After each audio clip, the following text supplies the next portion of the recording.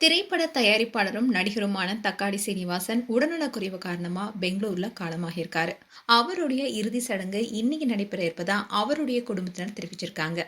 தமிழ் சினிமாவில் பட தயாரிப்பு, இயக்கம், நடிப்பு, இசை, வசனம்னு பன்முக திறமை கொண்டவர் தான் தக்காடி சீனிவாசன். இவர் 1987ல பிரபு, அம்பிகா நடிப்புல வெளியான இவர்கள் வருங்கால தூண்கள் என்ற திரைப்படத்தை தயாரித்திருந்தாரு.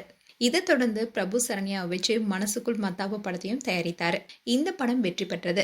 வேலு பிரபாகரன் இயக்கிய நாளைய மனிதன் படத்துல முதன்முறையா இசையமைப்பாளரா அறிமுகமானாரு.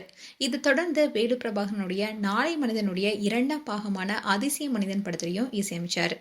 தயாரிப்பாளர், இசையமைப்பாளர்னு இரு துறைகளிலுமே வென்ற சீனிவாசன் திடீர்னு படத்துடைய இயக்குனர் அவதாரமும் எடுத்தாரு.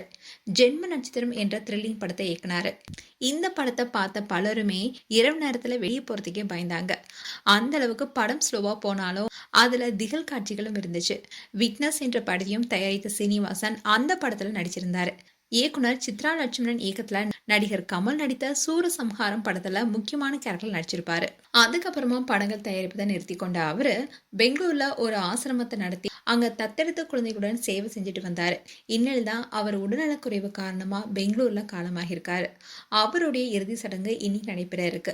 இவர் தக்காளி போல செக்கச்செவேன்னு இருந்ததுனாலேயே இவரை தக்காளி சீனிவாசனை அழைத்தாங்கன்னு சொல்லப்படுது. ஆனா மற்ற சிலரோ சீனிவாசன் என்ற பெயர்ல அப்போ நிறைய பேர் சினிமா துறையில இருந்ததுனால வேறுபடுத்தி காட்டதான் தக்காளி என்ற அடைமொழியுடன் அழைக்கப்பட்டதாகவும் சொல்றாங்க.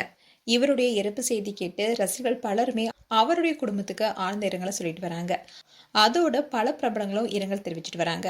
மேலும் தக்காளி ஸ்ரீனிவாசன் குறித்து உங்களுடைய கருத்துக்களை கமெண்ட் செக்ஷன் சொல்லுங்க. இது போன்ற வீடியோஸை பார்க்க news Tamil kids channel subscribe பண்ணுங்க. மறக்காம நோட்டிஃபிகேஷன் பட்டனை கிளிக் பண்ணுங்க.